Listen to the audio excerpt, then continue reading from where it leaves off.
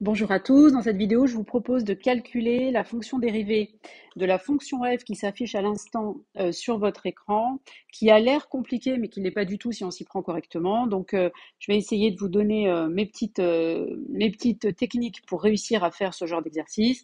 Elle est définie sur R étoile, alors ça c'est normal parce qu'on a un x au dénominateur et donc on n'a pas le droit d'avoir 0 au dénominateur, c'est pour ça que le domaine c'est R privé de 0, et on vous demande de démontrer que la fonction dérivée de f, c'est celle-ci.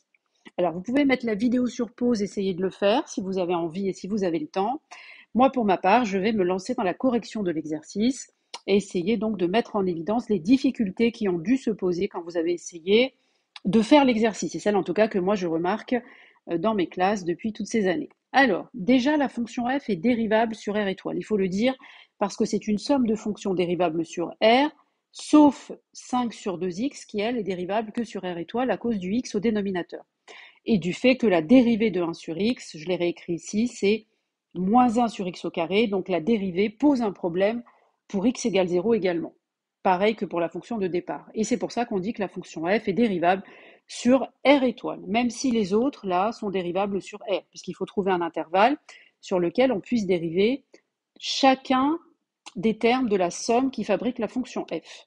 Voilà, donc une fois que vous avez compris que la fonction était dérivable donc sur R étoile, donc il va falloir la réécrire autrement. Regardez bien la fonction f, c'était 5 sur 2x. Et bien en fait, le coefficient 5 demi, là, qui est là, il faut le laisser devant et mettre en évidence la fonction 1 sur x qui est juste à côté. Donc au lieu d'écrire 5 sur 2x, vous séparez le coefficient, 5 demi, vous le mettez devant et vous mettez que c'est 5 demi fois 1 sur x. C'est comme si vous poussez avec votre pied le coefficient 5 demi pour le faire passer devant et vous gardez que 1 sur x. Vous voyez, 5 demi, là, il est devant. Donc j'ai réécrit autrement. Il faut changer l'écriture pour que ce soit plus facile. Voilà. Ensuite, à côté, 3 quarts, bon ben lui, c'est une constante, il n'y a pas de problème. Mais sur le dernier, là, 7x au carré sur 2, j'ai fait la même chose. Regardez, le 7 quarts, je l'ai poussé devant. Vous voyez, je l'ai poussé devant et j'ai gardé x au carré à côté. Pourquoi? Parce qu'en fait, je préfère, c'est plus facile de dériver des choses où vous avez la constante k qui est là devant une certaine fonction. Là, comme ça, vous allez pouvoir appliquer le théorème qui vous dit que pour dériver 5 demi fois 1 sur x, c'est égal à 5 demi fois la dérivée de 1 sur x. Donc pour pouvoir appliquer ce théorème, il faut pouvoir mettre en évidence le coefficient k qui est devant les fonctions à dériver.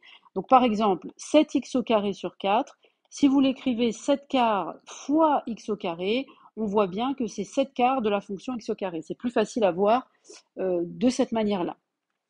Alors, du coup, je vais pouvoir appliquer le théorème que la dérivée de k fois u, c'est k fois la dérivée de u. Voilà pourquoi je l'ai écrit sous cette forme-là. Bon, maintenant, ceci étant fait, maintenant que vous avez vu la transformation que j'ai faite, on va pouvoir calculer f' en dérivant en fait chacun des blocs. Ici, ce bloc-là, je vais le dériver. Il va donner donc 5 demi, comme annoncé. 5 demi, c'est une constante, elle reste dans la dérivée. Et 1 sur x devient moins 1 sur x au carré, parce que la dérivée de 1 sur x, c'est moins 1 sur x au carré. Ensuite, le bloc plus 3 quarts, qui est là, quand je vais le dériver, il va se transformer en 0. D'accord? Ça, c'est le premier bloc en entier. D'ailleurs, je vais enlever ça, parce que ça fait des confusions. Voilà, donc là, il y a 5 demi. Donc 5 demi qui était là, voilà. Ensuite, le deuxième bloc, il s'est transformé en 0. Et enfin, le dernier, le moins 7 quarts, le dernier bloc qui est là, moins 7 quarts de x au carré, qu'est-ce qu'il donne?